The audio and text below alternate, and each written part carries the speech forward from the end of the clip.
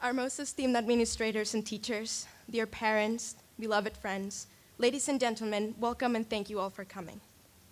Mark Twain once said, "When we think of friends and call their faces out of the shadows and their voices out of the chaos that faint along the corridors of memory, and do it without knowing why we say we love to do it, we content ourselves that the friendship is a reality and not a fancy, that it is built upon rock and not upon the sands that dissolve away with the ebbing tides and carry their monuments with them."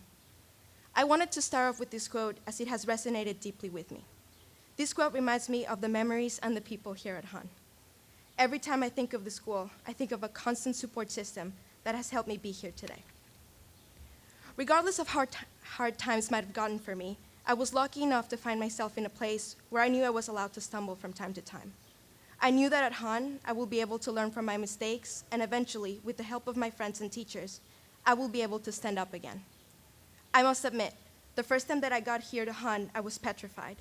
I remember it as clear as day that I cried in my dorm room because the bed that I was lying on wasn't the bed that I had back home. I felt distant, and I wanted to leave. I would have given everything in the world to be in my mother's arms. Believe me, every time I thought of my parents, I would cry like a baby. And really, I was a baby, considering how young I started living away from my country. At 14 years of age, sorry.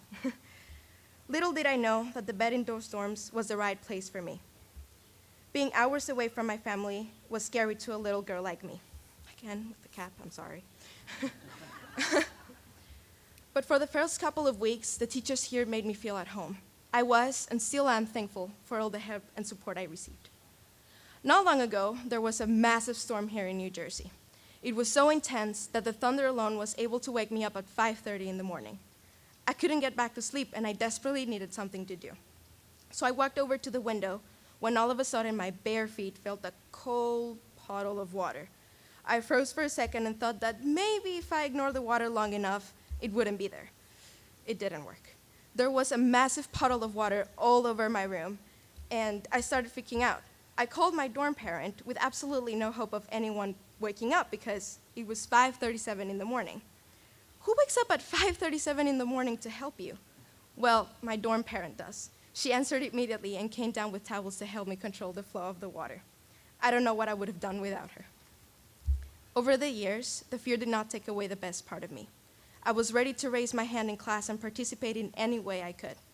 Back in freshman year, I thought my experience at Hun would be over after a year. It still surprises me that the little girl crying in her bed is the one standing up before you presenting her graduation speech.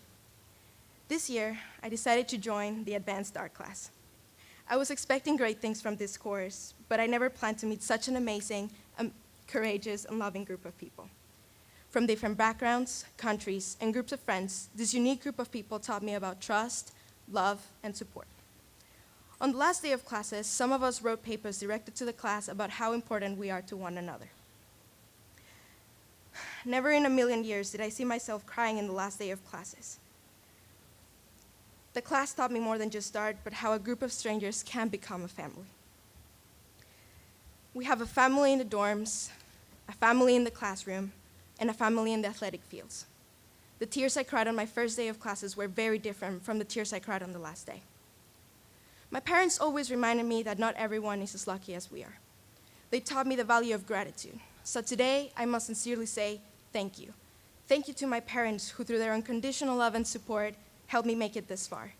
To my teachers and their great lessons, and to my friends for being my family away from home. We should all be thankful because not everyone has the same opportunities as we do. We must remember the hardworking men and women looking to give their families a better life, the kids fighting for a better education, and those that are grateful with a single piece of bread. Because if we can be happy, and they can be happy with only a small percentage of what we have, then we can be more than joyful for everything that surrounds us. From the 3 meals a day we receive, the clean water we easily have access to, and to be able to attend a school without the fear that one day the right to our education will be taken away from us. Right here in our community, we have students from countries where girls are not allowed to go to school, where food is hard to come by, and where teachers lack resources or are not committed to their jobs. We're also lucky to have those students here who endure culture and reminds us how fortunate we are and give us a greater sense of the diversity in the world. Dear friends, before I finish my words to you, I wanted to give you a couple of words of advice that hopefully you'll keep in mind for the next 4 years. The first, never forget where you come from.